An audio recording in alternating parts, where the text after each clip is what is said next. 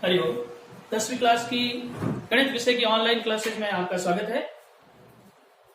कक्षा 10वीं राजस्थान माध्यमिक शिक्षा बोर्ड हर वर्ष परीक्षा पूरे राजस्थान में एक साथ आयोजित करवाता है। गणित विषय का प्रश्न पत्र कुल 100 अंक का होता है, जिसका विवरण मैं पहले आपको बताऊंगा। सबसे पहले पूर्णांक 100 दो भागों में होता है। 100 का डिवाइडेशन 20 अंक का शतरांक होता है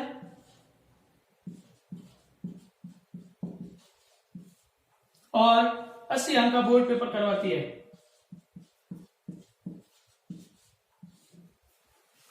अब ये 20 अंक किस प्रकार आप अर्जित कर सकते हैं पूरे साल में, उसका भी मैं आपको बताना चाहूंगा। सबसे पहले आपके 3 अंक होते हैं उपस्थिति के।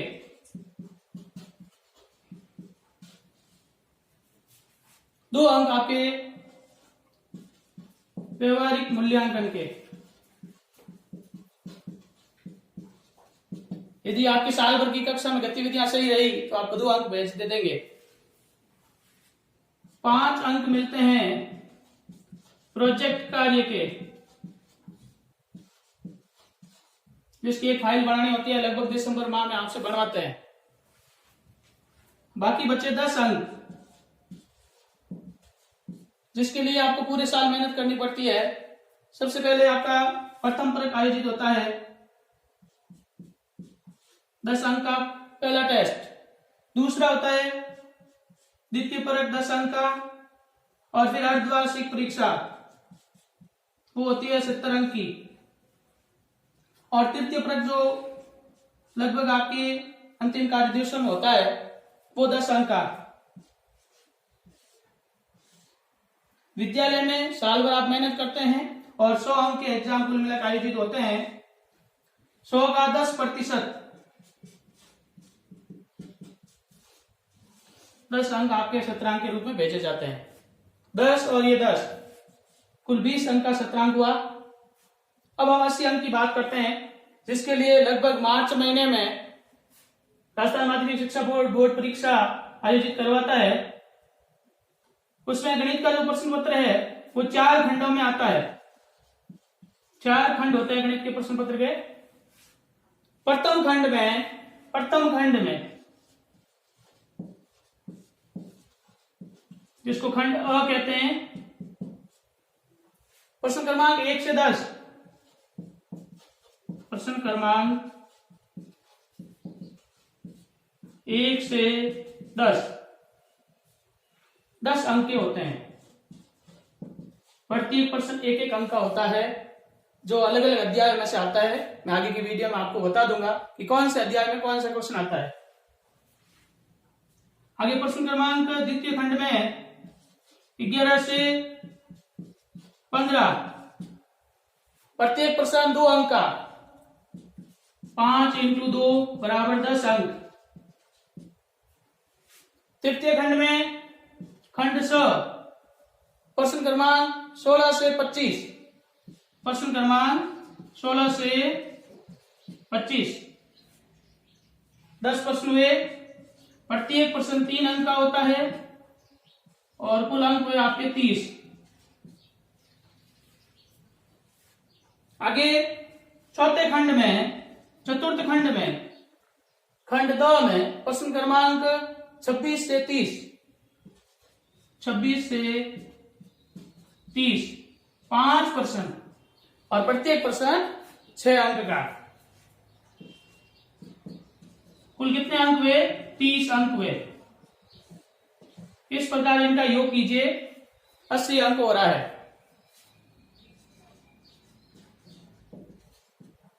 अब मैं आपको बताऊंगा प्रथम खंड में किस अध्याय के क्वेश्चन आते हैं। प्रथम खंड में पहले तो हम बात कर रहे थे प्रथम खंड अ में कौन कौन से क्वेश्चन किस किस अध्याय से आते हैं। तो सबसे पहले पहला क्वेश्चन वैदिक गणित का होता है और दूसरा प्रश्न भी वैदिक गणित का होता है। क्योंकि बोर्ड परीक्षा में पहला क्वेश्चन वैदिक गणित का आएगा, तो हम क्या करेंगे, पहले वैदिक गणित पढ़ेंगे।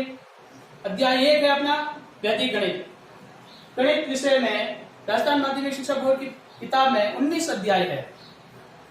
पहला अध्याय वैदिक गणित का है और अंतिम अध्याय सड़क सुरक्षा का है। पहला अध्याय भी 4 अंक का और अंतिम अध्याय भी 4 अंक का। पहला अध्याय वैदिक गणित 4 अंक का है। उसमें से प्रथम खंड में 2 प्रश्न आते हैं, क्वेश्चन नंबर 1 और क्वेश्चन नंबर 2। दूसरा खंड जो मैंने आपको बताया, खंड ब 11 से 15 क्वेश्चन, उसमें 11वां क्वेश्चन वैदिक गणित का होता है। 11वां क्वेश्चन वो होता है 2 अंक का। प्रथम क्वेश्चन 1 अंक का, द्वितीय प्रश्न 1 अंक का और 11वां क्वेश्चन 2 अंक का। कुल मिलाकर वैदिक गणित कितने अंकों की हुई? 4 अंकों की, 4 अंक। अब बात आती है समय की, क्योंकि विद्यार्थियों 10वीं कक्षा में सबसे महत्वपूर्ण बात होती है, वो होती है समय की। कई बार इंटेलिजेंट विद्यार्थी कहते हैं कि सर मेरा एक क्वेश्चन रह गया। ऐसा क्यों होता है? क्वेश्चन आते हुए भी हल नहीं कर पाते हैं। उसका एक ही कारण होता है, टाइम मैनेजमेंट। तो मैं आपको प्रत्येक अध्याय और प्रत्येक क्वेश्चन के लिए अलग अलग समय बताने जा रहा हूं, तो समय का विशेष ध्यान रखें। वैदिक गणित जो पहला अध्याय है वो 4 अंक का है। 4 अंक के लिए 3 प्रश्न आते हैं और इन 3 प्रश्नों के लिए बोर्ड परीक्षा में आपको 8 से 9 मिनट का समय देना है। इसको हल करने में समय कितना देना है? 8 से 9 मिनट। ज्यादा समय लग रहा है तो आप अगले क्वेश्चन पे चले जाइए, वापस देख लेना। प्रथम क्वेश्चन और द्वितीय क्वेश्चन 2 वैदिक गणित के आएंगे, तो हम शुरुआत वैदिक गणित की करते हैं। वैदिक गणित स्वामी भारती कृष्ण तीसरी द्वारा इसका विकास किया गया, हम तक पहुंचाई गई। वैदिक गणित कई गणनाओं को बहुत सरल तरीके से करने के लिए बहुत ही उपयोगी है। 10वीं कक्षा की पाठ्य पुस्तक में हाल ही में वैदिक गणित को जोड़ा गया था। हो सकता है अगले वर्ष पाठ्यक्रम चेंज हो, उसमें हटा दें, लेकिन फिलहाल अपने चल रहा है तो हम 4 अंक की तैयारी इससे करेंगे। वैदिक गणित में कुल 16 सूत्र और 13 उप सूत्र होते हैं। आपने चूंकि 7वीं, 8वीं, 9वीं कक्षा में वैदिक गणित का परिचय किया होगा, तो 9th क्लास में आपकी प्रश्नावली है वैदिक गणित की, लगभग वही प्रश्न 10वीं क्लास में रिपीट हो रहे हैं। एक बीज गणित में वैदिक गणित का प्रयोग है, वो नया है। वैदिक गणित के इन सूत्रों का प्रयोग गणित की हर शाखा में होता है, चाहे अंक गणित हो, ज्यामिति हो, बीज गणित हो, त्रिकोणमिति हो, सब में वैदिक गणित का प्रयोग होता है। फिलहाल 10वीं तक के पाठ्यक्रम में अंक गणित और बीज गणित में कुछ एक क्वेश्चन में वैदिक गणित का प्रयोग हम करेंगे। पहला सूत्र होता है इसका सूत्र एका अधिकेन पूर्वेण। सूत्र एका अधिकेन पूर्वेण। सूत्र का क्या नाम है? एका अधिकेन पूर्वेण। इस तरह के ही 16 सूत्र होते हैं और इनकी सहायता करने के लिए 13 उप सूत्र होते हैं। प्रथम सूत्र एका अधिकेन पूर्वेण का प्रयोग कहां कहां होता है? अपने पाठ्यक्रम में योग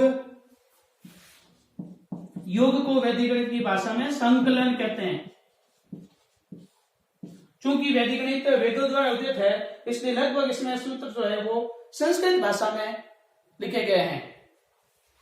योग संकलन, बाकी घटाओ जिसको क्या कहेंगे वैदिक गणित में? व्यवकलन।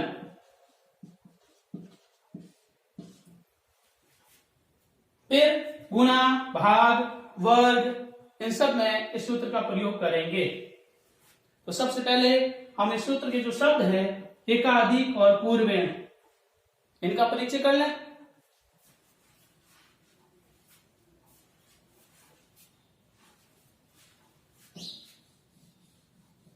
सूत्र एकाधिकेन पूर्वेण में एकाधिकेन और पूर्वेण 2 शब्द आपको दिख रहे हैं। एकाधिकेन का क्या अर्थ होता है? एक धन अधिक, एक धन अधिक।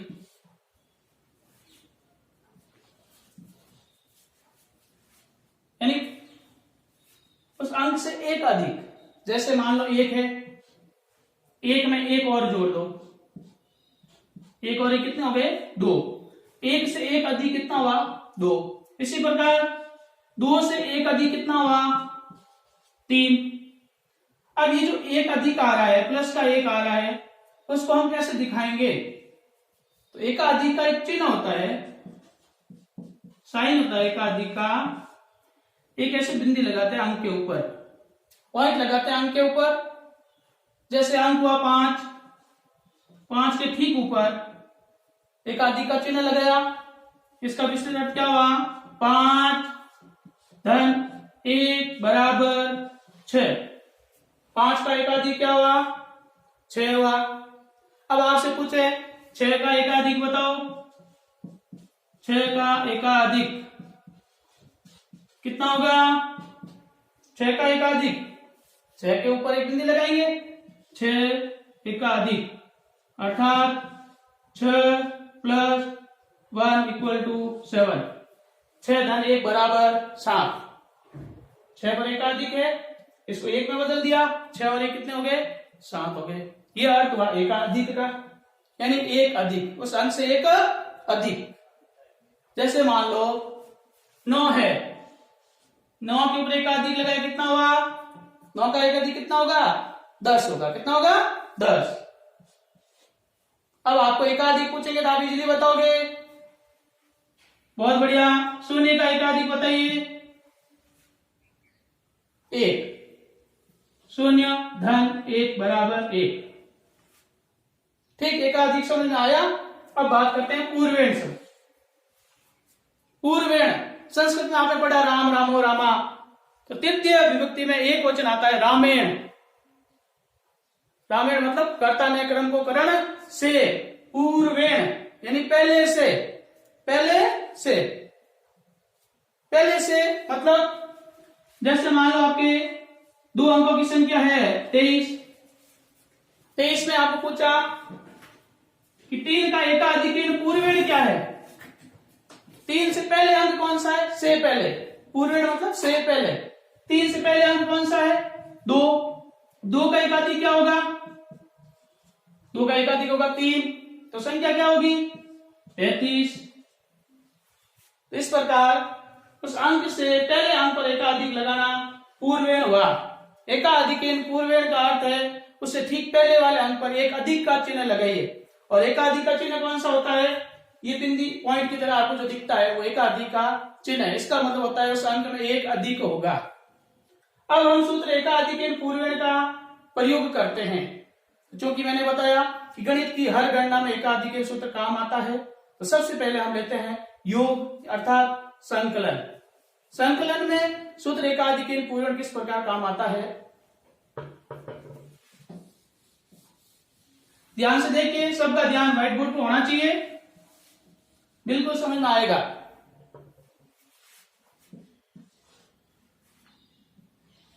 संकलन करते हैं।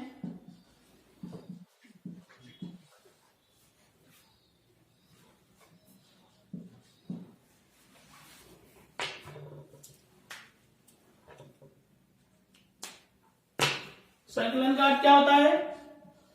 योग अर्थात जोड़। जैसे मैं कोई एक संख्या लेता हूं 436, इसमें जोड़ना है 344। सूत्र एकाधिक पूर्वेण का प्रयोग करते हुए योग संपन्न करना है। तो सबसे पहले हम लेते हैं अंक 6। 6 में क्या जोड़ेंगे? 4 जोड़ेंगे। क्योंकि हम सामान्य जोड़ में 6 में 4 जोड़ते हैं, तो 6 और 4 10 और हासिल 1।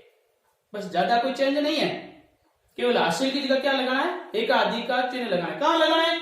सूत्र के नाम से स्पष्ट है, एकाधिक पूर्वेण, पहले वाले अंक पर एक अधिक लगाना है। 6 और 4 कितना आया? 10 आया। अब 10 कहां हो रहा है? देखो 6 और 4 जोड़ने पर 4 के पास 10 बन रहा है योग। तो ठीक 4 से पहले अंक कौन सा है? 4 है। इसके ऊपर क्या करेंगे? एकाधिक का चिन्ह लगाएंगे।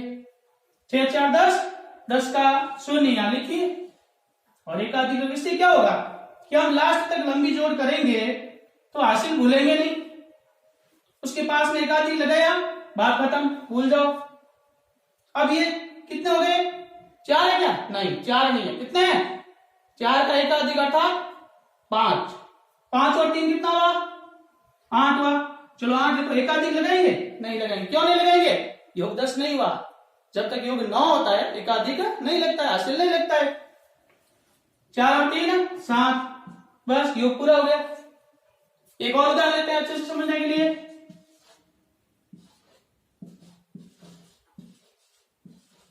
यदि आपके पास नोटबुक अवेलेबल है तो उसको देखते हुए नोट कर लीजिए, और नहीं है तो पुरानी जो 9th की अभ्यास पुस्तिका पड़ी है उसमें लिख लीजिए। मार्केट भीड़ में जाने की जरूरत नहीं है।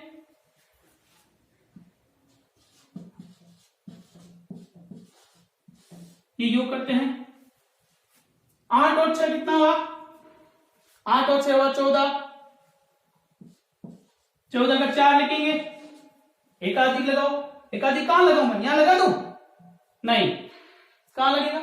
योग कहां हो रहा है? 14 8 के साथ हो रहा है। 8 और 6 और 8 जोड़ने पर 14 यहां हुआ, तो 8 की पूर्व अंक कौन सा? 1। यहां पे एकाधिक लगेगा। 1 का एकाधिक हुआ 2। 9 और 2 कितना हुआ? 11। 11 का 1 लिखो और उसके पास वाले अंक पर 1 का अधिक लगाइए। 8 8 और 3 कितना हो रहा है? ये कितना है? 3 है, ना कि 2, क्योंकि 2 के ऊपर क्या लगा दिया? एकाधिक। तो 8 और 3 11, फिर एकाधिक 3 नहीं, कितने? 4। 7 और 4 11, फिर एकाधिक 6 और 11 कितने जोड़ेंगे? 6 जोड़ेंगे। 6 और 6 कितना हो रहा है? 12। कितना हो रहा है? 12। 12 में क्या करेंगे? 2 यहां लिखेंगे। अब एकाधिक कहां लगाए? पास में अंक तो नहीं है, कोई बात नहीं, यहां हम अंक लिखते रहे 0। ऐसे नहीं छोड़ना, नीचे गिर जाएगा। पास में एक अंक लिखना है 0, क्योंकि इसकी कोई वैल्यू नहीं है। अब इसके ऊपर क्या लगा दिया? एकाधिक। कितना हो गया? 1 लिख लीजिए। 1। अब आप सामान्य तरीके से करके देख लो, योग ही जाएगा। एक उदाहरण और लेते हैं, थोड़ा लंबा लेते हैं। अभी तो 2 अंक हुए, 3 अंकों को जोड़ते हैं, 4 अंकों को जोड़ते हैं, आगे और 10 आएगा तो एकाधिक कैसे लगाएंगे? देखिए,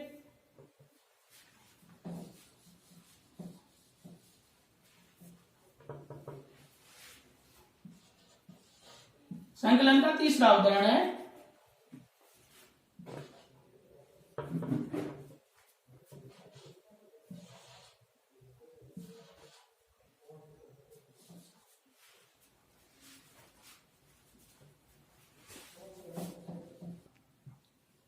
ठीक है विद्यार्थियों, संकलन का अभी तीसरा एग्जाम्पल और करते हैं। इसमें थोड़ी लेते हैं। सबसे पहले 7 को 8 में जोड़ेंगे। 7 और 8 कितना हुआ? 15। एकाधिक लगाइए। 5 को अगले अंक में जोड़ना है। 8 और 5 13। एकाधिक लगाएंगे। 3 को आगे जोड़ेंगे 9 में। 9 और 3 12। एकाधिक लगाया। 2 को 2 में जोड़ा, कितना हुआ?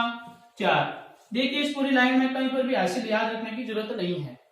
जैसे ही योग 10 या 10 से अधिक हुआ, एकाधिक लगा दिया।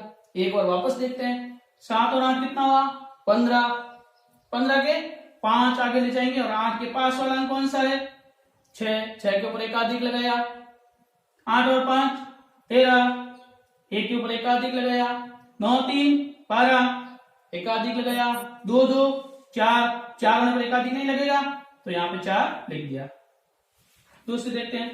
6 और ये कितना है? कितना है ये? 7। 7 और 6 13। एकाधिक। 3 और 2 5। एकाधिक लगाएंगे? नहीं, क्यों? योग 10 नहीं हुआ। 5 को आगे ले जाओ। 7। 7 और 5 12। यहां एकाधिक लगाना है। 2 को आगे ले जाओ।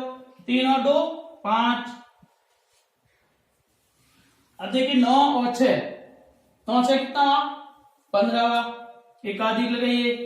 5 और 2 7। एकाधिक लगाएंगे? नहीं। 7 और 8 ये 8 है, 7 नहीं है, 7 के ऊपर एकाधिक लगे ना, 8 हो गए, 7 और 8 कितना 15, एकाधिक लगाए, फिर 5, 6 और 5 11, एकाधिक और 1। एक बार पुनः देखिए, 9 6 15, 5 2 7, 7 और 8 15, एकाधिक, 5 और 6 11, एकाधिक। अब 8 और 5 13, एकाधिक, 3 और 3 6, एकाधिक नहीं लगेगा, 6 को आगे जोड़ दो, 9 6 15, एकाधिक, 5 9 5 14 और एकाधिक, 6 और 10, 9 का एकाधिक कितना हुआ 10 हुआ, 10 और 6 16, एकाधिक, फिर 6 और 6 12, एकाधिक, फिर 7 और 2 9, एकाधिक नहीं लगेगा, 9 और 10 19, एकाधिक और 9 लिख लीजिए। अब 4 और 9, फिर 13, एकाधिक, अब कहां एकाधिक लगाएंगे, पास में शून्य लिखेंगे, उसके ऊपर एकाधिक लगाना है, 9 4 13, एकाधिक, 3 को आगे जोड़ो, 8 8 और 3 11, एकाधिक, 5 और 1 6, एकाधिक नहीं लगेगा, 6 को आगे ले जाइए, 8 और 6 14, एकाधिक और 4। अब 1 2 और 3 लिख लीजिए। इस प्रकार सामान्य योग में सूत्र एकाधिक के पूर्ववर्ती का प्रयोग इस प्रकार करते हैं।